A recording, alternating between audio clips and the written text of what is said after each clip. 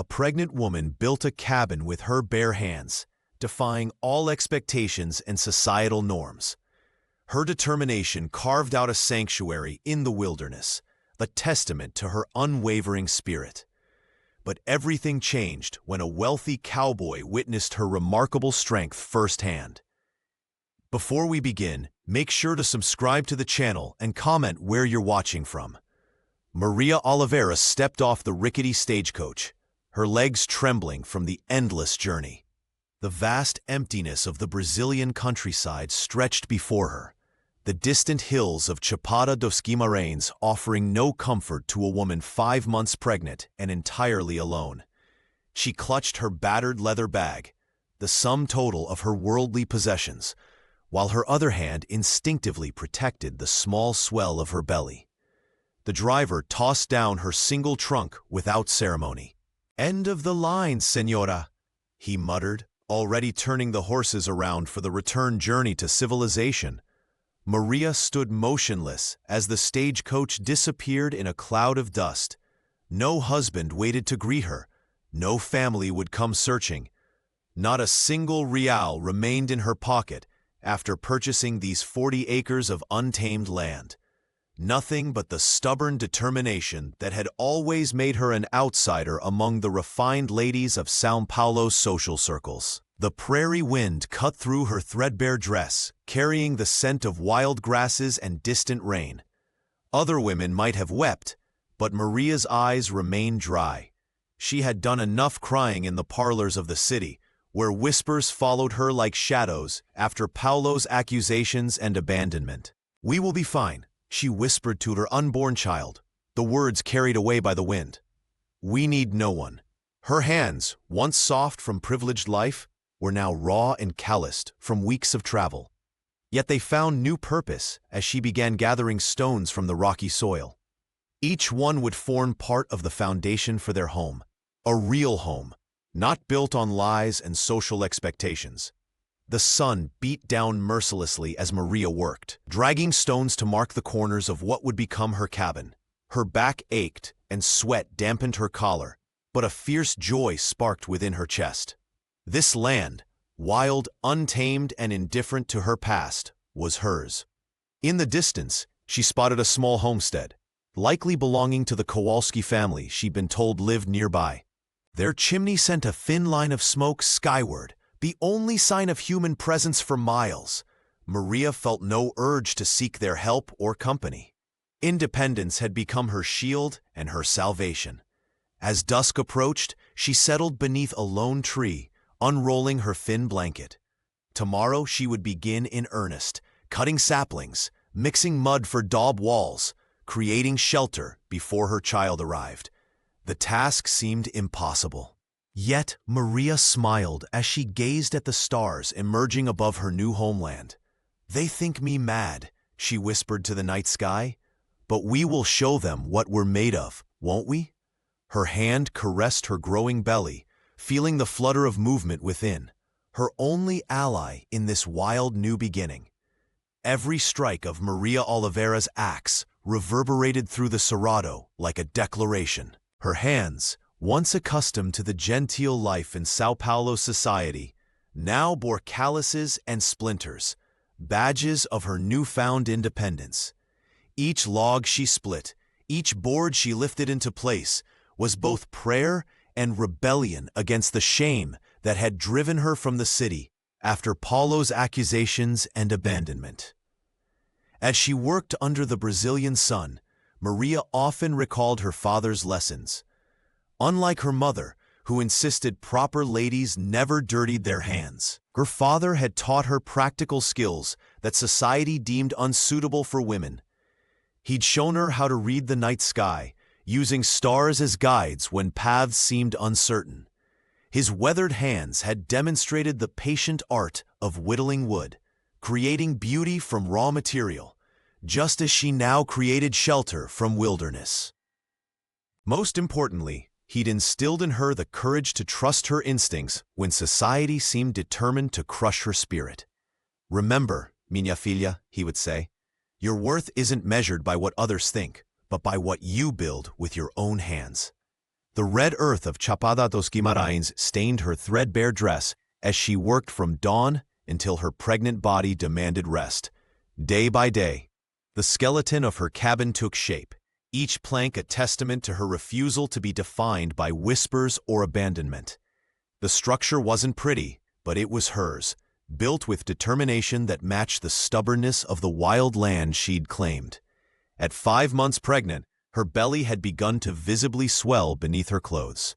Sometimes, while resting against a half-built wall, she would place her raw, blistered hand against the curve of her stomach, feeling the flutter of the life within.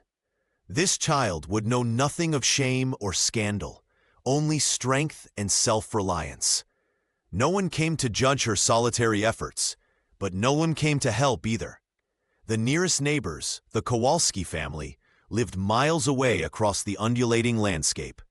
Maria had glimpsed their distant homestead once. Smoke rising from the chimney, but pride kept her from seeking assistance. She'd left behind a world of whispers and judgment. She wouldn't start her new life by inviting pity. As twilight settled over her unfinished home, Maria sat on a rough-hewn bench, massaging her aching lower back. Tomorrow would bring more work, more pain, more progress. The cabin might be humble, but it would be a fortress against the past, a place where both she and her child could begin again. The Kowalski family homestead sat just visible on the horizon, their smokestack a thin gray line against the vast Brazilian sky.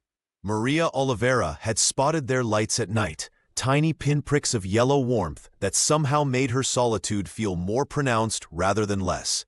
They were her only neighbors for miles around. Polish immigrants who had settled in Chapada dos Guimarães years before, carving out a modest living from the unforgiving land.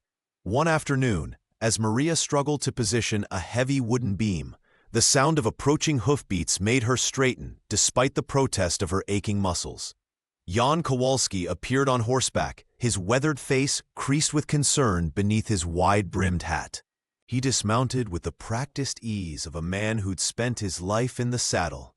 "Señora, you shouldn't be doing such work alone," he said, eyeing her swollen belly and the half-finished cabin walls. "My sons and I could help you raise these beams in a day." Maria's hands, blistered and raw from weeks of labor, instinctively hid behind her back. Her pride rose like a shield, though every muscle screamed for relief and the thought of assistance was tempting. She couldn't bear the idea of charity. "Thank you, Señor Kowalski," she replied with a polite smile that masked her exhaustion. "But I'm managing well enough." The neighbor nodded, respect evident in his eyes, despite his obvious disagreement. "The offer stands whenever you need it," he said before mounting his horse and riding away. As twilight descended over the Cerrado, Maria sat on a pile of stones, massaging her swollen fingers. Her mother's voice echoed in her mind, clear as if the woman were standing beside her. "Maria, moças de família não sujam as mãos." Proper young ladies don't dirty their hands. How many times had she heard that reprimand growing up in São Paulo's respectable neighborhoods? But louder still was her father's rough laugh. The memory of his calloused hands teaching her to tie knots and split wood when her mother wasn't watching. "Actions make worth, minha filha," he would say, his eyes twinkling with pride when she mastered a new skill. Not words, not names, not money. Only what you build with your own hands. Maria ran her palm over her rounded belly, feeling the child within stir. "Your grandfather was right," she whispered. "And we will build something worthy, you and I." With renewed determination, she picked up another stone, fitting it carefully into place, as stars began to appear overhead. Each stone was a promise, each ache a testament to her resolve. Tomorrow would bring more work, more pain, but also one day closer to a home built by her own hands. The dawn light spilled across the Cerrado like liquid gold, painting the wild grasses in amber hues. Maria Oliveira paused her work, straightening her aching back. Her calloused fingers reached for the wooden cross hanging from a nail on the half-finished wall. The cross her father had carved years ago, its surface smooth from years of worried touches. "Give me strength for one more day," she whispered, pressing the worn wood to her lips. The prayer was simple but heartfelt, a ritual that connected her to the family she'd left behind in São Paulo. Her other hand instinctively moved to her swollen belly. Feeling the gentle flutter of movement beneath her threadbare dress, Maria returned to her work, determined to finish the east wall before midday heat made labor impossible. The rhythm of sawing lulled her into a meditative state, until an unfamiliar sound broke her concentration. Hoofbeats, approaching steadily from the north. She froze, saw still in hand, suddenly aware of her vulnerability. Out here, miles from the Kowalski homestead, no one would hear if she called for help. The rider appeared over the rise, silhouetted against the morning sky. Even at a distance, Maria could tell this was no ordinary traveler. The man sat tall in the saddle with the easy confidence of wealth, his posture speaking of privilege she'd once known but never possessed. His mount was magnificent, a gleaming chestnut stallion with a black mane, far too fine for the dusty trails of Chapada dos Guimarães. As he drew closer, Maria straightened her spine and lifted her chin, refusing to appear intimidated despite her racing heart. She set the saw down but kept it within reach, one hand protectively cradling her belly, while the other gripped a nearby post for support. The stranger slowed his horse, clearly surprised by what he saw. His eyes widened as they took in the scene. A pregnant woman alone in the wilderness, surrounded by tools and timber, building a cabin with nothing but determination and raw skill. He reined in his horse a respectful distance away, his expression shifting from shock to something that looked remarkably like admiration.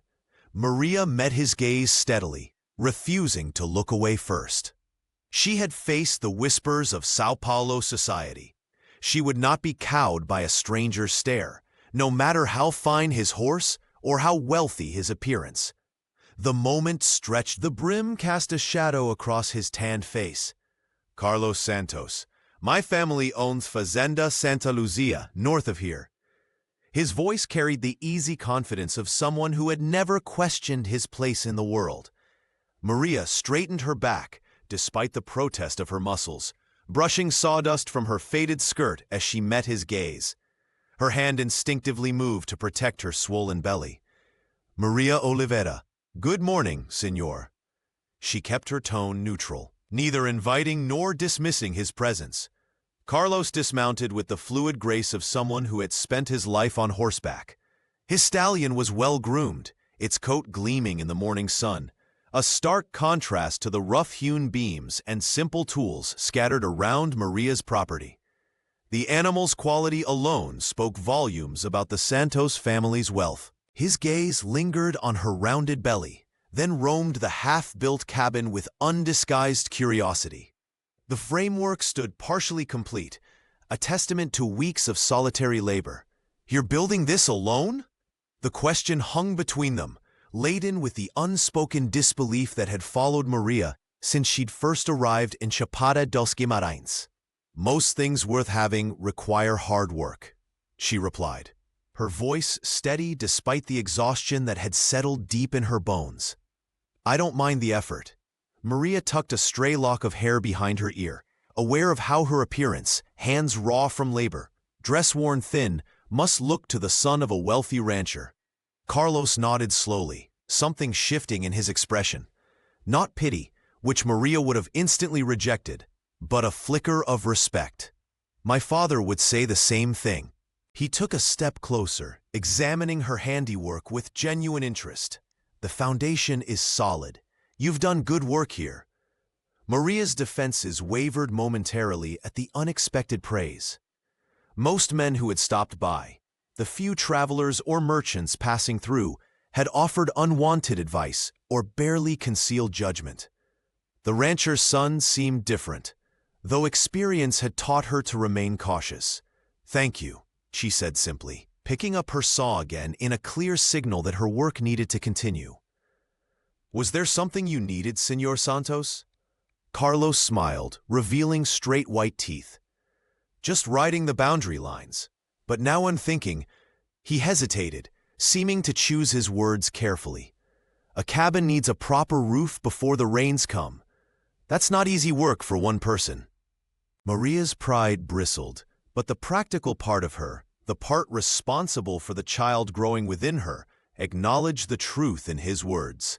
Still, she remained silent, unwilling to invite or reject his implied offer of assistance. A flicker of respect crossed Carlos Santos' face as he studied Maria's handiwork. The half-built structure before him told a story of determination he rarely encountered in his privileged world. He had ridden out expecting to find a desperate woman in need of rescue, the kind of charity case his mother often took under her wing. Instead, he discovered something that both unsettled and fascinated him. A woman whose fierce independence challenged everything he understood about strength. "You've done remarkable work here," he said, running his hand along a beam she had placed with surprising precision. "Most men I know couldn't manage half as well." Maria straightened her back, one hand unconsciously protecting her swollen belly. "I don't need flattery, Señor Santos. My father taught me that anything worth having requires effort." The distance between their worlds stretched like an invisible barrier. Carlos, heir to one of the largest cattle ranches in the region, had never known true hardship. Maria, with her raw hands and threadbare dress, embodied a resilience born of necessity. He dismounted from his horse with the easy grace of someone who had spent his life in the saddle. The animal was magnificent, sleek and well-groomed, worth more than everything Maria owned combined. "Please, let me help you with that," Carlos offered, reaching for the heavy bucket of water she was carrying. Maria's grip tightened. "I can manage." "I don't doubt that you can," he replied, his voice softening. "But should you have to?" Something in his tone made her pause. Maria had learned the hard way that kindness rarely came without expectations attached. Her former husband had offered protection only to abandon her when she needed him most. The people of Sao Paulo had offered friendship only to whisper behind her back when scandal touched her name. "I prefer not to owe debts I cannot repay," she said firmly. Carlos stepped back, understanding dawning in his eyes. "Not all assistance comes with strings attached, Señora Oliveira. In my experience, Señor Santos, everything has a price." She resumed her work, driving a nail with practiced strikes. "Even kindness." He watched her for a moment longer, intrigued by the contradiction before him. A woman visibly pregnant, yet building a home with her bare hands, vulnerable, yet fiercely strong. The heir found himself drawn to her determination in ways he couldn't explain, even to himself. "Then consider any help I offer as payment," Carlos said finally, "for showing me what true courage looks like." Maria didn't answer, but the rigid line of her shoulders softened almost imperceptibly. The rancher's son recognized it wasn't acceptance, not yet, but perhaps the beginning of something neither of them could have anticipated. Carlos Santos returned to Maria's homestead with increasing frequency over the following weeks. Each visit came with a carefully constructed excuse: boundary disputes that needed settling, questions about local water rights, or small parcels wrapped in brown paper that he claimed his mother had insisted on sending. "Dona Lucia thought you might appreciate these herbs for tea," he explained one afternoon, handing Maria a bundle of dried leaves that filled the cabin with a sweet, earthy aroma. "She says they're good for expectant mothers." Maria accepted the gift with cautious gratitude. Though her instincts warned against dependency, the thoughtfulness behind these gestures was wearing down her defenses. She watched as the rancher's son rolled up his sleeves and lifted a heavy roof beam into place, work his manicured hands weren't accustomed to, yet he never complained. "You don't need to do this," she said, passing him a cup of water after a particularly strenuous hour of labor. Carlos wiped sweat from his brow and smiled. I know, that's precisely why I want to.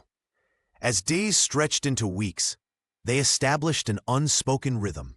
He would arrive mid-morning, bringing supplies or news from town, and stay until the sun began its descent. Together, they accomplished in days what would have taken Maria weeks alone. The roof took shape. Walls rose higher, and windows were fitted with actual glass, a luxury Maria hadn't dared hope for. What surprised her most wasn't his strength or generosity, but how laughter found its way back into her life. Carlos told terrible jokes about stubborn cattle and town gossip, his attempts at humor so earnest that Maria couldn't help but smile. One afternoon, when he dramatically recounted falling into a mud puddle while trying to impress a visiting dignitary, she found herself laughing until tears streamed down her face. I haven't heard that sound from you before, he said, his eyes soft with something that made Maria look away quickly. I haven't had much reason for it lately, she admitted, resting a hand on her growing belly. Working alongside someone without judgment or demands felt dangerously comfortable. Each time he handed her a tool or steadied a beam while she secured it, Maria felt the walls around her heart weaken slightly. The fortress she'd built to protect herself from further pain was developing cracks. As the cabin transformed, so did something within her, a tentative willingness to believe that not all kindness came with hidden costs. Still, as dusk fell and Carlos mounted his horse to return to Fazenda Santa Lucia, Maria would stand alone in her doorway, reminding herself that sharing labor didn't mean sharing a future. Trust was still a luxury she couldn't quite afford. As the cabin walls rose higher and the roof began to take shape, Maria Oliveira felt a strange unease creeping into her heart. The satisfaction of seeing her shelter nearly complete should have brought her joy, but instead, memories of Paulo surfaced like ghosts from the depths of her past.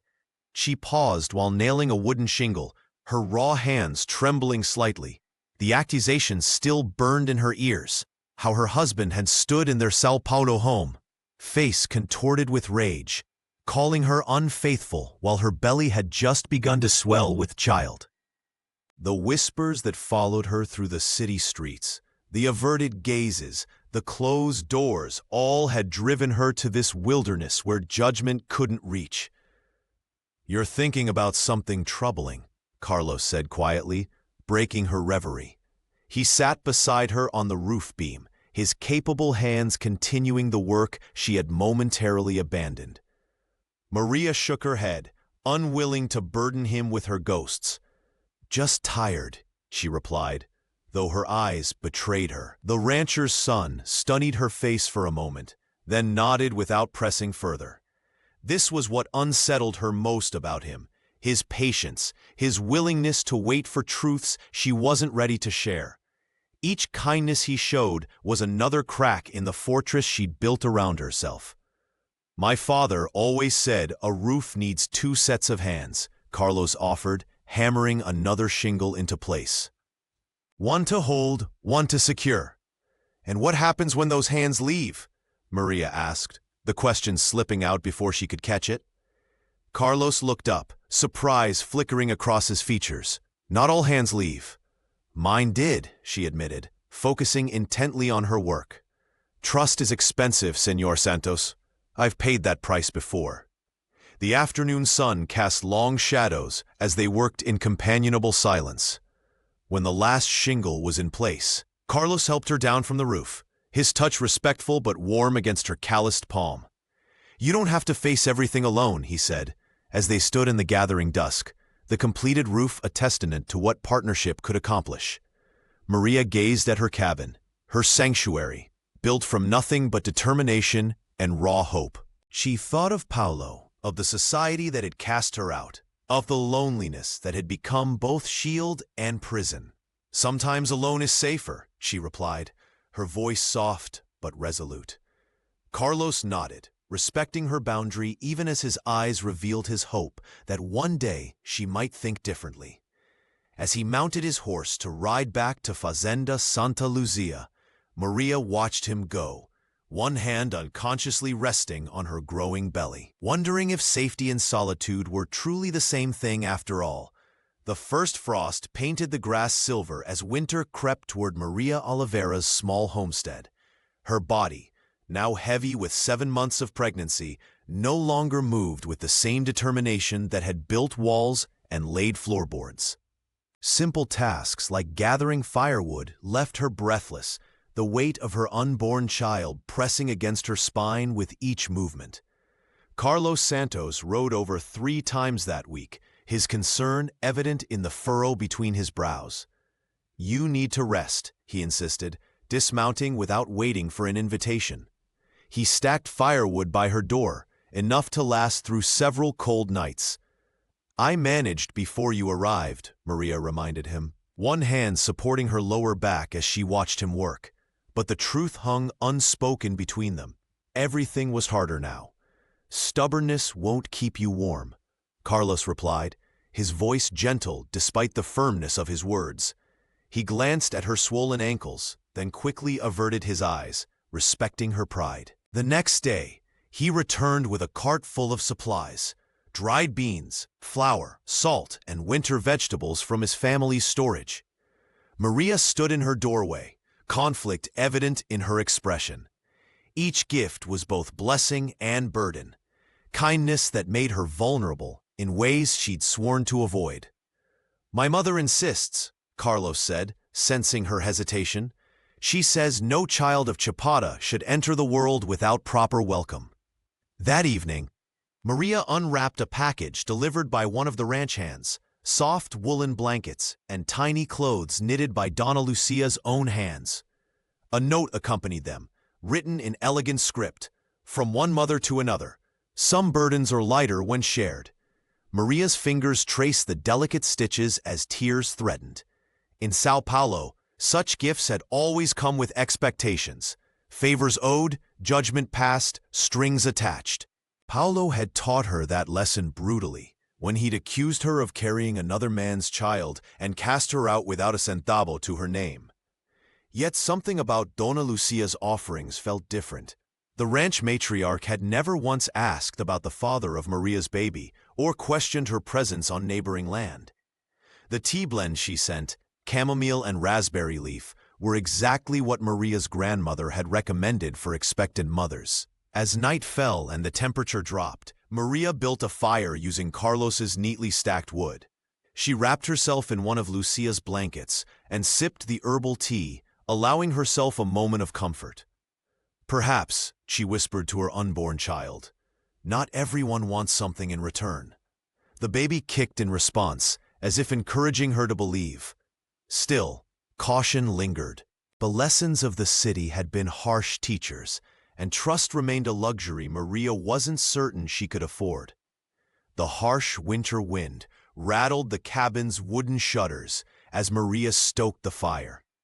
Her swollen belly made each movement deliberate, her back aching from the morning's chores. She had just finished arranging her meager possessions when an unfamiliar knock echoed through the small space. Opening the door, Maria found herself face to face with an elegant woman whose silver-streaked hair was neatly pinned beneath a quality hat. This was Donna Lucia Santos, Carlos's mother, standing on her doorstep with a woven basket tucked under one arm. "May I come in?" Lucia asked, her voice gentle yet assured. "The cold is quite fierce today." Maria hesitated only briefly before stepping aside. The older woman entered the humble cabin with the natural confidence of someone accustomed to being welcomed everywhere. Yet as her gaze swept across Maria's handiwork, the carefully crafted shelves, the swept earthen floor, the small touches that transform shelter into home, her eyes held only warmth, not the judgment Maria had braced herself to receive. "Carlos mentioned you built this yourself," Lucia said, setting her basket on the rough-hewn table. "I had to see it with my own eyes." Maria busied herself preparing tea from her dwindling supplies, hyper-aware of the contrast between her threadbare dress and Lucia's fine wool coat. The matriarch seemed to sense her discomfort, helping arrange cups without being asked. "These herbs will help with the baby," Lucia explained, unpacking bundles of dried leaves from her basket. My grandmother taught me which ones ease the final months.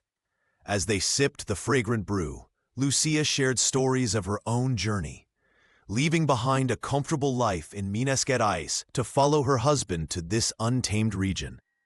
Her family had disowned her, convinced she was throwing away her future for a foolish dream. Everyone thought I was mad, she confided, her weathered hands cradling the simple clay cup. A proper lady from a good family, choosing cattle and dust over society and security.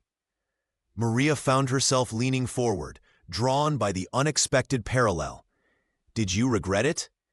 Some days, Lucia admitted with a soft laugh, but building something real is more satisfying than maintaining something artificial. My husband's family had nothing but land and determination. Together, we created something that matters. The words sank deep into Maria's guarded heart, finding purchase in soil long hardened by disappointment. Here was a woman who understood choosing the difficult path, who had faced judgment and emerged victorious. As afternoon shadows lengthened across the cabin floor, Maria felt something unexpected, a tentative bridge forming between her isolation and the possibility of belonging. Lucia's visit lingered in Maria's mind, long after the older woman had departed. The matriarch of Fazenda Santa Luzia had entered her modest cabin without a hint of judgment, treating the rough-hewn furniture and simple surroundings as if they were as worthy of respect as her own grand ranch house. For Maria Oliveira, who had grown accustomed to measuring her worth through others' dismissive glances, this acceptance was more precious than any material gift. That evening, as darkness settled over the Cerrado, Maria sat by the window with a half-finished quilt spread across her swollen belly.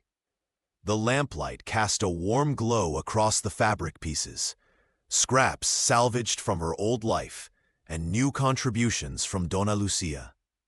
Her fingers worked methodically, each stitch joining disparate elements into something whole and purposeful.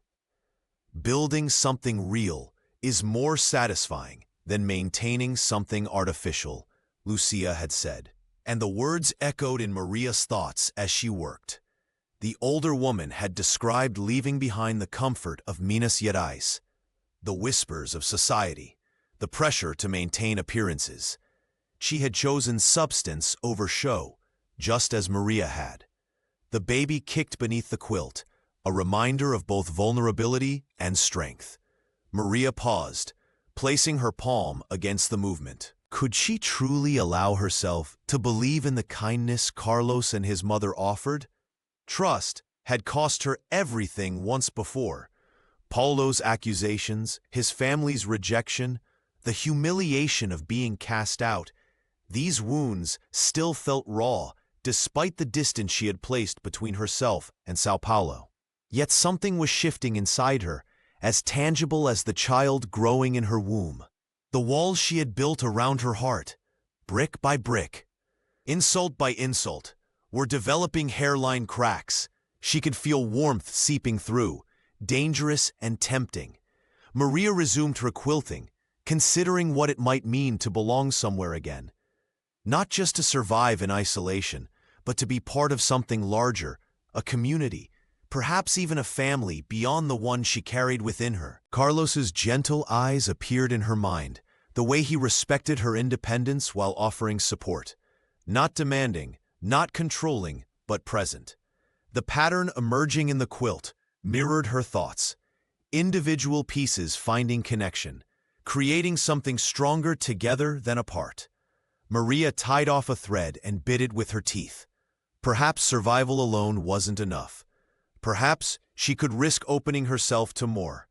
Outside, an owl called into the night, its voice carrying across the empty prairie. Maria listened, needle poised. For the first time since stepping off that rickety stagecoach, she allowed herself to imagine a future filled with more than just endurance, one with laughter, shared meals, and hands reaching out not to take, but to hold. The whispers began in the dusty streets of the small town near Chapada dos Guimarães. Maria Oliveira had become the subject of hushed conversations that ceased when she approached the general store for supplies. The shopkeeper's wife would eye her growing belly with barely concealed disapproval before sliding her purchases across the counter. "That Santos boy was here again yesterday," she'd say to no one in particular. "Buying nails and lumber. For her cabin, no doubt." Maria tried to ignore the gossip, focusing instead on completing her home before winter's full arrival. But the rumors grew louder when Carlos Santos began visiting 3, sometimes 4 times a week. His expensive horse tethered outside her modest cabin raised eyebrows throughout the region. Word eventually reached Augusto Santos, Carlos's father and patriarch of Fazenda Santa Lucia. Unlike Dona Lucia's compassionate nature, Augusto valued social standing above all else. When Carlos returned home one evening, his father waited in the study, face hardened with anger. "This ends now," Augusto declared, slamming his fist against the mahogany desk. "I won't have my son throwing away his future on some pregnant drifter. You're engaged to Victoria, a respectable match that will double our land holdings." Carlos stood his ground. "Maria is worth 10 Victorias. She built a life from nothing, while Victoria can't even dress herself without servants." The confrontation ended with an ultimatum: stop seeing Maria or be disinherited. Carlos walked out without answering. 3 days later, Victoria Souza herself appeared at Maria's doorstep. She arrived in a polished carriage, her expensive dress a stark contrast to Maria's practical work clothes. The wealthy woman's eyes swept critically over the small cabin that Maria had constructed with such care. "So this is what has bewitched Carlos," Victoria said, voice dripping with disdain. "How primitive." Maria stood tall despite her exhaustion. "State your business and leave." Victoria's practiced smile never reached her eyes. "Leave this region. Leave Carlos alone. You're ruining his future, everything he was born to inherit." She opened her purse. "I'm prepared to make it worth your while." "I want nothing from you," Maria replied, her voice steady despite the trembling in her hands. "He will lose everything because of you," Victoria hissed. "His family, his inheritance, his position. Is that what you want?" Those words struck deeper than any physical blow. Maria closed the door on Victoria's threats, but couldn't shut out the realization that her presence was endangering the Santos family, the only people who had shown her genuine kindness since her arrival. That night, as she placed protective hands over her unborn child, Maria wondered if love was worth destroying someone else's future. Carlos Santos stood in his family's grand dining room at Fazenda Santa Lucia, his voice echoing against the polished wooden walls as he declared his intentions. His father's face had turned crimson with rage, while Dona Lucia sat quietly, her eyes reflecting a mixture of concern and understanding. "I'm breaking the engagement with Victoria," Carlos announced firmly. "I found someone who shows me what real strength looks like." His father slammed his fist on the table. "That pregnant settler woman? Have you lost your mind? The Souza family connection would have doubled our holdings." Carlos had made his choice. He rode directly to Victoria's home afterward, where she received the news with icy composure before her facade cracked. "It's that woman from Sao Paulo, isn't it?" she hissed. "The one building that pathetic shack like some common laborer? You would throw away everything for her?" "I would," he answered simply. "And it's not pathetic. It's the most honest thing I've ever seen." Later that evening, as rain began to fall across the Cerrado, Carlos arrived at Maria's cabin. The small structure stood proud against the darkening sky, every board and nail a testament to her determination. Inside, Maria Oliveira was preparing a simple meal, her advanced pregnancy now clearly visible beneath her worn dress. "I've ended things with Victoria," he said without preamble. "I want a life with you and your child, Maria." She froze, her hands trembling as she set down the pot. "You can't mean that. Your family, your inheritance." "I've never been more certain," he insisted, crossing the room to take her hands. "We can build something real together." Maria pulled away, her eyes filling with tears. She reached for the small wooden box where she kept her few treasures and withdrew a faded gold band. "I can't," she whispered, clutching the wedding band from her past marriage to Paulo. "My heart wants what it should not. You deserve safety, and I can offer only storms." The ring represented everything she had lost: trust, security, her place in society. Carlos gently closed her fingers around it. "I'm not afraid of storms," he said softly. "I've watched you build this home from nothing. Whatever comes, we'll face it together." Maria shook her head, tears streaming down her face. "Your father will disown you. The town already whispers. I won't be responsible for destroying your future. Without you, there is no future I want," Carlos replied, his voice steady with conviction. "Let them whisper, let them judge. I choose you, Maria." She turned away, the weight of her past and the uncertainty of their future pressing down like the gathering storm outside. How could she risk his happiness when she'd already lost everything once before? Carlos Santos stood in Maria's doorway, his eyes reflecting determination that matched her own. "I won't abandon you," he said, his voice steady, despite the trembling in his hands. "My father can keep his ranch and his money. What good is inheritance if I must sacrifice my heart to claim it?" Maria turned away, unable to bear the sincerity in his gaze. The cabin walls she had built with her own raw hands now felt like both sanctuary and prison.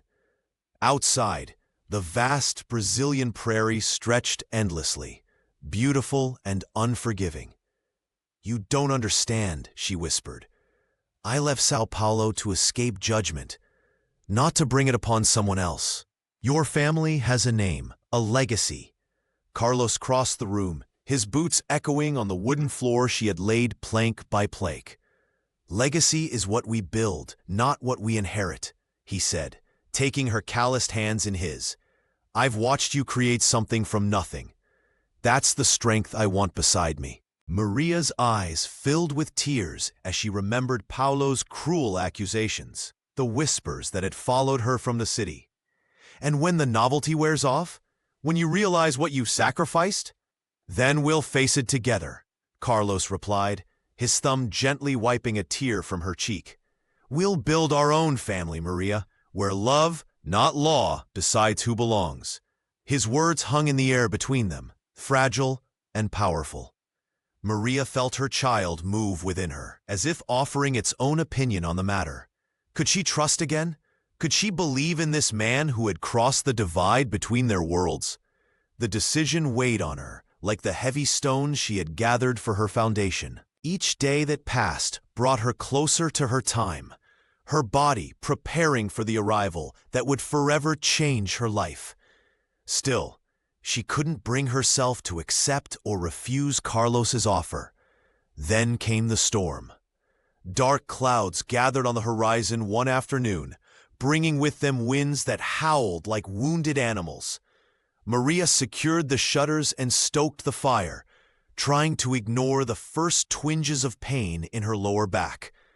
By nightfall, a full blizzard raged across the prairie, unusual and terrifying in its intensity.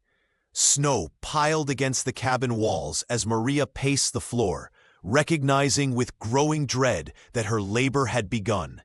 She gripped the wooden cross her father had carved, praying through clenched teeth as contractions seized her body. There would be no midwife, no helping hands, just Maria and her unborn child fighting together as they had these past months. In the howling darkness, she whispered to her baby, "We are strong enough." But as pain overtook reason, Maria found herself hoping, against all logic, that somehow Carlos would know to come. The storm had intensified, howling like a wounded animal as it battered the small cabin. Maria Oliveira clutched at the rough-hewn bedpost, her knuckles white with strain. 12 hours of labor had drained her reserves, leaving her trembling and afraid. The contractions came relentlessly now, each one stealing her breath and resolve. "Please," she whispered to the empty room, unsure if she was praying to God or begging her unborn child for mercy. The lantern flickered dangerously as wind found its way through the cabin's imperfect seams, seemed she had sealed with her own hands just weeks before. Outside, the blizzard had transformed the familiar landscape into an impenetrable white void. No one would come. No one could possibly navigate this tempest. Maria had faced everything alone until now. She would face this final challenge the same way. Then, barely audible beneath the storm's fury, came the sound that changed everything. Hoofbeats, desperate and determined, pounding through the snow. Maria's heart leapt with a hope she dared not trust. The door burst open with such force that ice crystals scattered across the wooden floor. Carlos Santos stood in the doorway, his tall frame silhouetted against the swirling white, snow crusting his eyebrows and clinging to his coat. Maria. His voice broke with relief as he rushed to her side, shedding his frozen outer layers. I felt something was wrong. The ranch hand said I was mad to ride out in this. Another contraction seized her, and she cried out, clutching his arm with surprising strength. The rancher's son didn't hesitate. Growing up on Fazenda Santa Luzia had taught him about birth.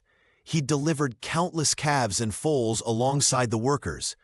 "I'm here now," he said, his voice steady as he gathered clean cloths and heated water over the struggling fire. "We'll do this together." For hours he supported her, wiping her brow, bracing her back, and whispering encouragement that somehow pierced through the pain. "You're the strongest woman I've ever known," he told her. "Your child will have that same strength." When the moment finally came, Maria summoned her last reserves of courage. With Carlos supporting her, she brought their daughter into the world with a triumphant cry that seemed to command even the storm's respect. As if in answer, the howling wind began to subside, the blizzard's fury spent. "Esperanza," Maria whispered, tears streaming down her face, as Carlos placed the tiny, perfect infant in her arms.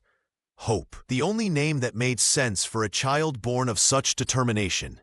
Carlos sat beside them on the bed, his arm encircling Maria's shoulders, his eyes filled with wonder as he gazed at the tiny life they had created together.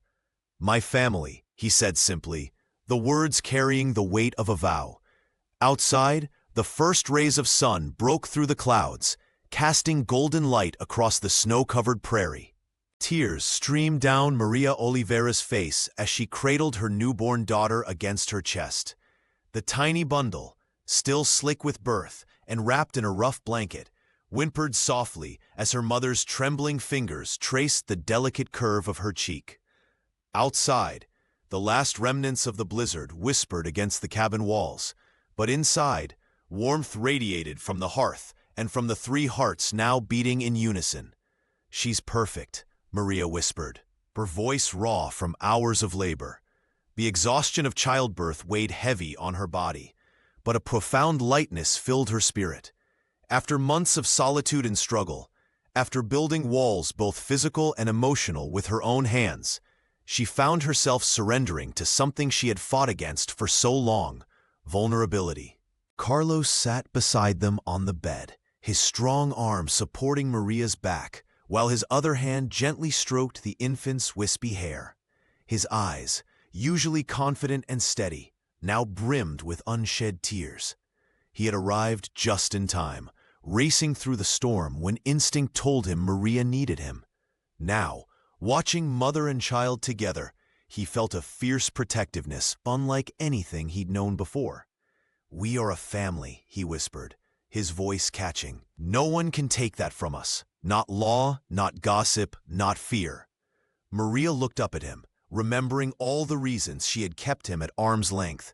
The specter of Paolo's betrayal, the whispers in town, the threats from Victoria, the disapproval of his father. Yet here he was, having risked everything to be by her side when she needed him most. "I was so afraid," she admitted, her fingers finding his, not of the pain or being alone, but of believing in something good again. Carlos pressed his lips to her forehead, tasting the salt of sweat and tears. The wooden cross her father had carved hung on the wall across from them, a reminder of faith that had sustained her through the darkest days. "Esperanza," she said softly. "Hope." the one thing she had clung to when everything else was gone. Carlos nodded, his eyes never leaving Maria's face. Esperanza, he repeated, our new beginning. The arrival of the letter shattered the peaceful life Maria Oliveira and Carlos had built. The yellowed envelope bore the official seal of Paulo's family law firm in São Paulo, a stark reminder that her past wasn't truly buried. Maria's hands trembled as she read the formal Portuguese text demanding she return with the child of legitimate marriage to face proper scrutiny of her fitness as a mother. They can't take Esperanza, she whispered, clutching the paper so tightly it crumpled between her fingers. Carlos took the letter, his jaw tightening as he scanned the threats veiled in legal terminology. Money buys influence, even here, he said, wrapping a protective arm around Maria. But they won't touch our family. That night, after Esperanza had been tucked into bed, they sat at their rough-hewn table, the lamp casting long shadows across the cabin walls. Maria traced the grain of the wood she had cut and planed herself, and felt the weight of possibly losing everything she'd fought to build. My former husband's family has connections throughout Mato Grosso, she explained. The judge in town owes them favors. They'll claim I'm unfit because we aren't properly married, because I fled São Paulo in disgrace. Ward. Carlos reached across the table, his calloused hand covering hers. Then we'll go where they can't reach us. By morning, his plan was formed. The interior of Goiás, wilder, less settled, with newer courts less beholden to old money, offered the chance to truly start fresh. They could build again, this time together from the beginning. Donna Lucia arrived with supplies and a small pouch of money when she heard the news. Take this, she insisted, pressing it into Maria's palm. A mother's blessing. The older woman's eyes shimmered with tears as she embraced her son, then turned to Maria. You've given Carlos the courage to live his own truth. I couldn't be prouder of the family you're building. The Kowalski family came to help load the wagon. Jan's wife wept openly as she handed Maria a carefully wrapped bundle of seeds from their garden. For your new home, she said in her accented Portuguese. As dawn broke, Maria took one last look at the cabin she had built with her raw hands when she had nothing but determination and an unborn child.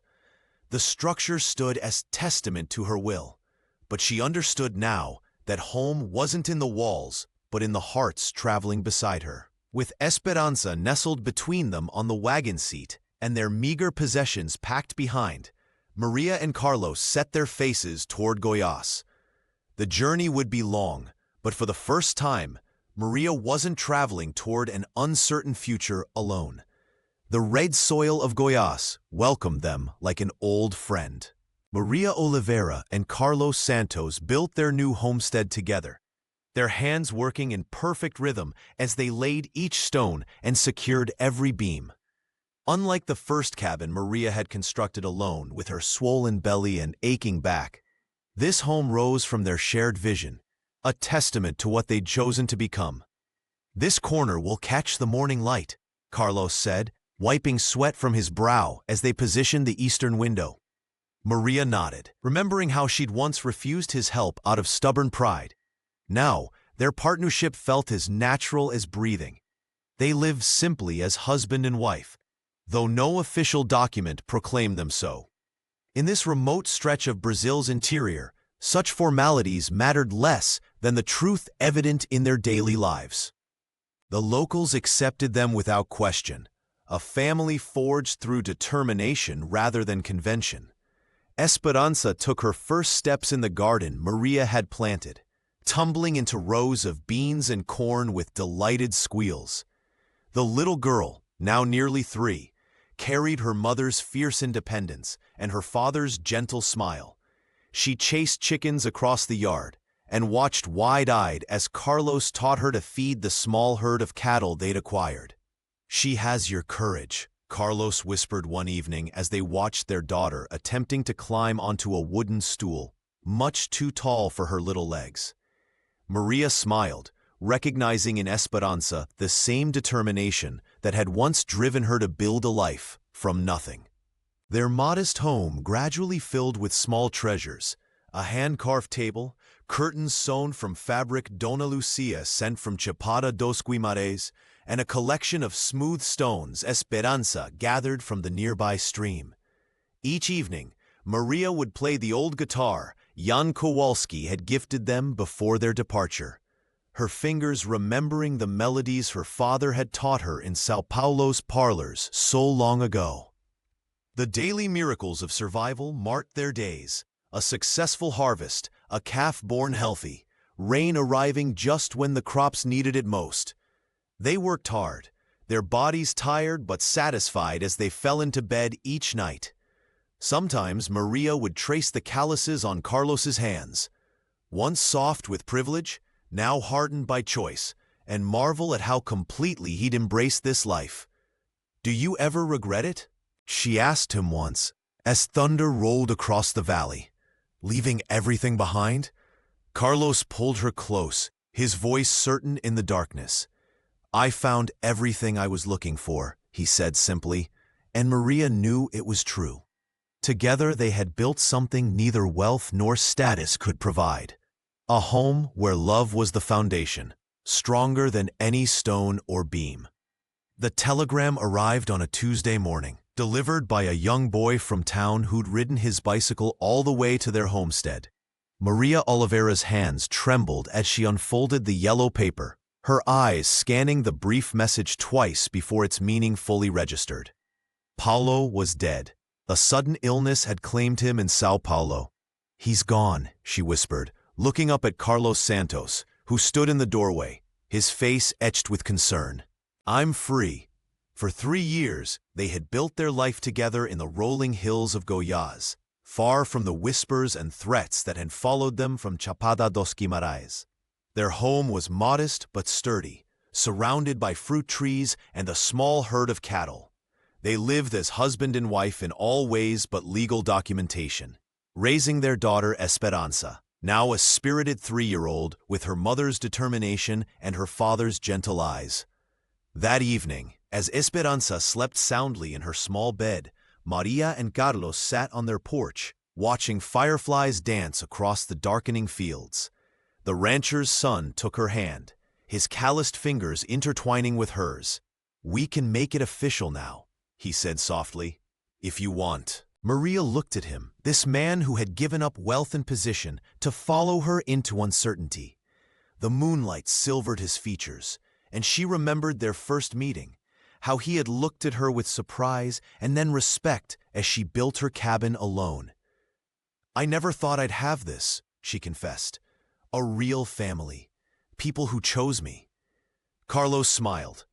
"We've been a family since the moment Esperanza was born in that storm. Paper doesn't change that." "No," Maria agreed. "But I want everyone to see what we've built. I want to invite Dona Lucia and the Kowalskis.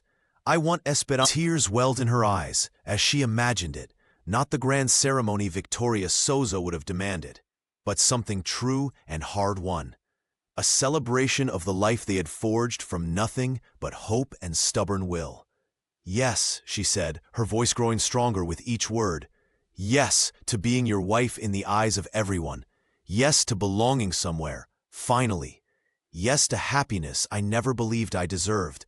Carlos gathered her close, his embrace as steady as the foundation they had built together. Tomorrow they would send messages to their friends, to his mother, who had never stopped supporting them. But tonight belonged to just the 3 of them, a family created not by law or convention, but by choice and love and the courage to begin again. Under the sprawling shadows of mango trees, Maria Oliveira and Carlos Santos stood hand in hand, their daughter Esperanza playing with flower petals at their feet. The gathering was small but meaningful. The Kowalski family had traveled the distance to attend, and Dona Lucia beamed with pride from the front row. Their vows were simple, yet carried the weight of everything they had overcome together. "I choose you," Maria said, her voice steady and clear. "Not because I need you, but because loving you makes me more myself than I ever thought possible." The raw hands that had once laid stones and cut timber now gently held her partner's, strength and tenderness perfectly balanced. Carlos's eyes never left hers, as he promised. Through drought or abundance, through every season that comes, I will choose you and our family each morning when I wake. The wealthy heir who had risked everything for love stood tall, completely at peace with the path he had chosen. Jan Kowalski and his wife dabbed at their eyes, remembering the fierce, pregnant woman who had refused their help years ago. Now she stood transformed, not because she had abandoned her independence, but because she had learned to weave it into something stronger through connection. After the simple ceremony, lanterns illuminated the yard of their modest homestead. Children ran between tables laden with food, while neighbors and friends who had initially judged them now raised glasses in celebration. The legal freedom from Paulo's shadow had finally allowed them to claim their happiness publicly, without fear or shame. As evening deepened, Maria watched Esperanza chase fireflies across the grass, her laughter carrying on the warm Goiás breeze. The little girl's spirit embodied her name, hope, running free and bright against the darkness. Carlos wrapped his arm around Maria's shoulders, and she leaned into his familiar warmth. "Did you ever imagine this?" he whispered, gesturing to their home, their community, their daughter. Maria shook her head, remembering the desperate woman who had stepped off that stagecoach years ago. "I only imagined survival then," she admitted. "This is so much more." Dona Lucia approached, pressing a small wooden box into Maria's hands. Inside lay the deed to a portion of the family ranch, a wedding gift ensuring their future security. The older woman squeezed her hand, no words needed between them. As night fully claimed the sky, Maria surveyed all she had built, not just with her hands, but with her heart. The true foundation wasn't the cabin she had constructed in desperation, but the love she had finally allowed herself to accept. It stood stronger than any storm, more enduring than gossip or shame, and had been chosen freely, at last.